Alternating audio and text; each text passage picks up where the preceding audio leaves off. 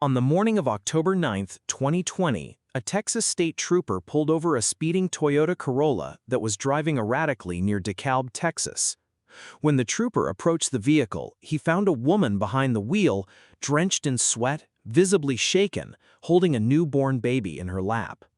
The umbilical cord appeared to be coming from beneath her clothing, as if she had just given birth. She told the trooper she delivered the baby on the side of the road. But something was very, very wrong. The baby wasn't breathing, and this woman had never been pregnant. Before we get into this, I need to warn you, this is one of the most disturbing cases I've ever covered. If you're new here, make sure to subscribe and hit the bell so you don't miss any uploads. Taylor Rene Parker was 27 years old, living in Sims, Texas, a tiny community about 160 miles northeast of Dallas. In the summer of 2019, she met a man named Wade Griffin at a local rodeo. They hit it off, started dating, and within just 2 to 3 weeks of seeing each other, Taylor told Wade she was pregnant with his twins. There was just one problem. Taylor Parker had undergone a hysterectomy in 2015. She was physically incapable of having children, but Wade didn't know that, and Taylor made sure he never would. Over the next 10 months, Taylor constructed an elaborate fantasy. She faked ultrasound images. She wore a prosthetic baby belly she ordered from a website literally called fakeababy.com. She threw a gender reveal party. She told Wade, his family, her co-workers, everyone that she was expecting a baby girl. Prosecutors would later call it the performance of a lifetime, and everyone around her bought it.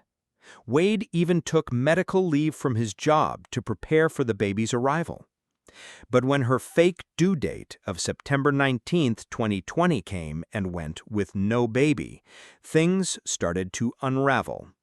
On September 16th, Wade Griffin received an anonymous text message. It warned him that Taylor was not pregnant and that hospitals in the area were on high alert because she might try to steal a baby. The message came from Taylor's ex-husband, Tommy Wakasee, who knew the truth. But instead of confronting Taylor directly, Wade let her explain it away. She always had an answer for everything.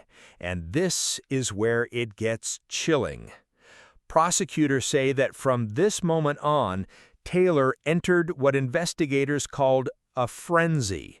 Cell phone data showed she was searching pregnancy-related information almost daily. She visited OBGYN clinics and maternity stores across multiple cities: Paris, Shreveport, Texarkana, Idabel.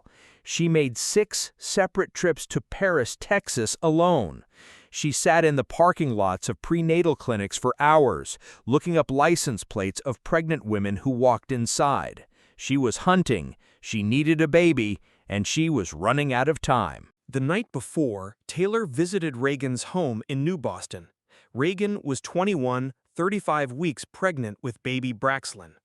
Taylor told the Hancocks she was being induced in Idabel the next day, all part of her cover story. That night, she bought a burner phone and Googled C-sections and 35-week premature births. At 7:22 a.m., she left home. Cameras caught her at an Easy Mart near Reagan's house. At 7:22 a.m., Reagan got a text from Taylor's burner. Reagan replied at 7:52 a.m. It was her last message. Inside Reagan's home, with her 3-year-old daughter in the house, Taylor attacked. She struck Reagan with a hammer, strangled her, and cut baby Braxlin from her womb while Reagan was still alive. Then she took the baby and left. Reagan's phone and Taylor's phones all leaving together at 9:14 a.m. Baby Braxlin was pronounced dead at 1:22 p.m. She never had a chance. That morning, Reagan's mother found her body and called 911.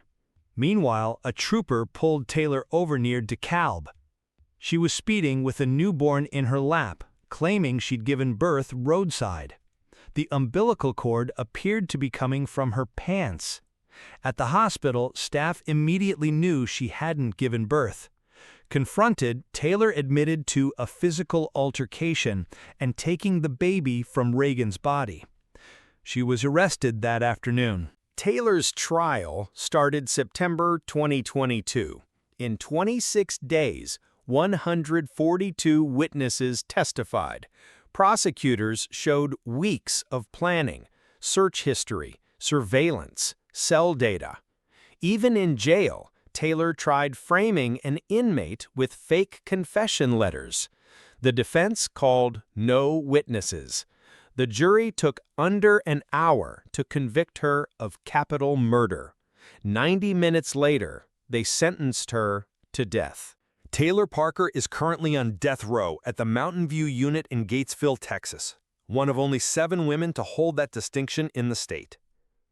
Reagan Simmons-Hancock was 21 years old. She was a wife, a mother, and a friend. She was days away from welcoming her second daughter into the world. She and Braxlyn Sage deserved a future that was stolen from them. If this case affected you, leave a comment below.